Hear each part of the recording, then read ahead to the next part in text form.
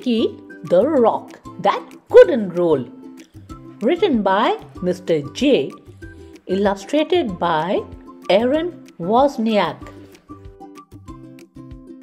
Over the lake and out past the bay was a green, grassy hill where the rocks came to play.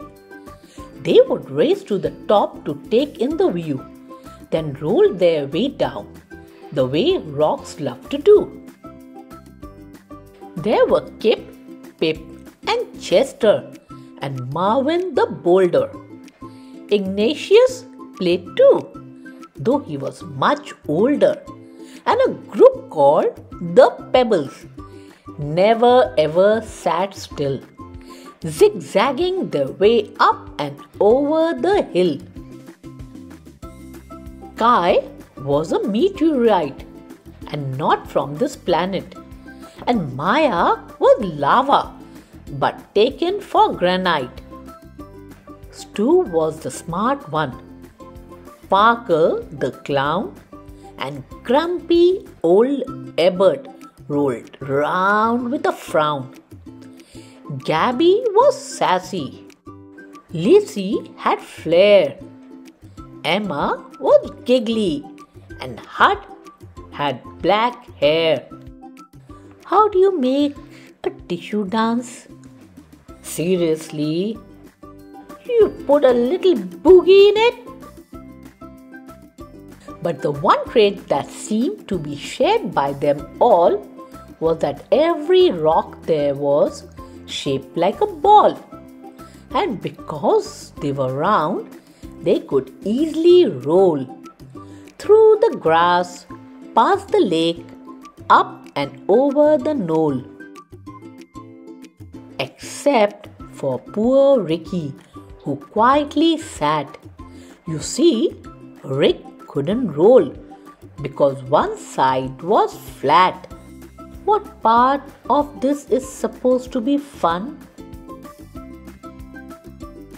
His friends didn't get it. "Come, roll!" they would chant. So Ricky tried, but replied, "I'm sorry, I can't." But the rocks were determined. They were sure they could solve Ricky's flat-sided problem and help him revolve. So Marvin the Boulder, with his impressive physique, carried Rick all the way to the hill's grassy peak. Then he pushed him downhill, yelling, "Keep rolling, kid!" But Rick didn't roll. He just kind of slid. This feels like a bad idea. Well, the rocks weren't done. Not by a mile.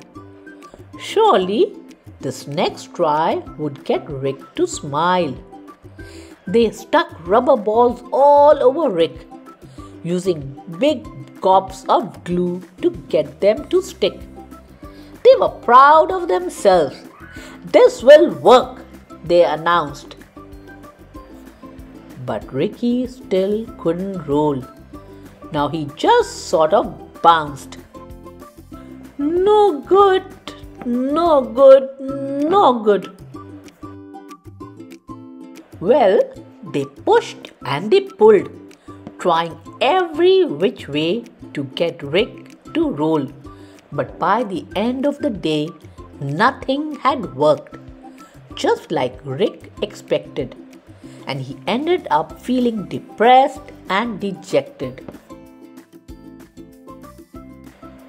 "It's no use," Ricky sighed. "There just isn't a way.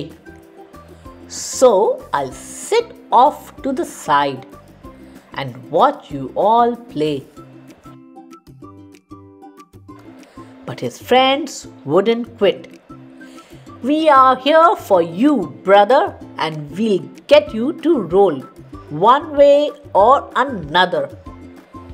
So they pondered and thought, each straining his brain, till they looked up and saw it was starting to rain. And That's when it hit that smart stone named Stu. "Eureka!" he shouted. "I know just what to do." He explained to them how they would get Rick to tumble. "My plan is pure genius." Stu wasn't too humble. So they carried our hero down the road about a mile to the lake, where they gathered up mud they could pile on the flat side of Rick, creating a mound that they shaped, smoothed and sculpted until it was round. Then, after the rain, with the sun in the sky, they left him to bake till the mud was all dry. They gathered up vines and one colorful feather that they wrapped all around Rick to keep it together. Does anyone have a towel? When the last knot was tied and the work was all done, the only step left was for Rick to have fun. They stood back and watched, feeling nervous and tense as Rick breathed in deep with increasing suspense. He moved slowly at first, testing out his new mold. And then, for the first time, Ricky the Rock rolled. So Brea, the ladybug, who'd been there from the start, felt a surge of pure joy swell up in her heart. She thought, as she watched her friends play on the hill, that there's always a way if there's also a will. And she said to herself as Ricky rolled down the slope, "When you are surrounded by love, you always have hope." The end.